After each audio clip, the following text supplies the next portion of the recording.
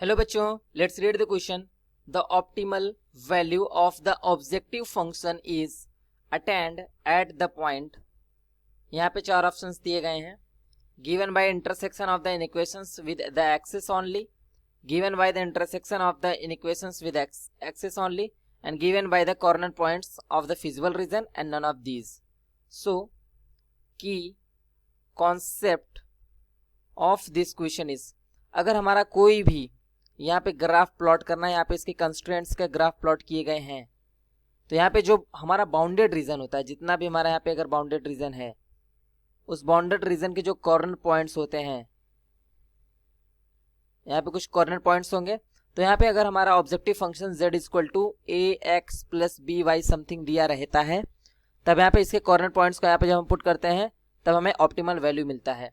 सो यहाँ पे हमें गिवन है, अगर हमारा यहाँ पे मानते हैं ये हमारा कोई वाई एक्सिस है और ये हमारा कोई एक्स एक्सिस है, और यहाँ पे हम मान लेते हैं हमारा जो ये हमारा ऑब्जेक्टिव फंक्शन है वो z इज इक्वल टू कुछ भी गिवन है, मान लेते हैं ए एक्स प्लस बी वाई, और यहाँ पे हमारा कोई भी ग्राफ बन रखा है, कुछ भी, ये पॉइंट हो गया, ये वाला लाइन हो गया, और हमें कुछ और लाइन इस तरीके से गिवन है, मान लेते हैं हमारा कुछ ये लाइन हो गया, हमें कुछ ऐसे गिवन है।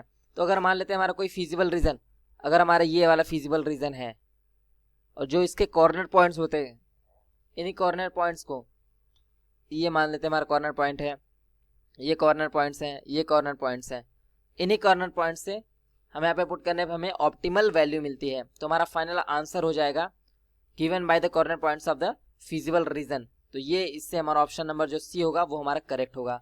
Hope you understood it well. Best of luck.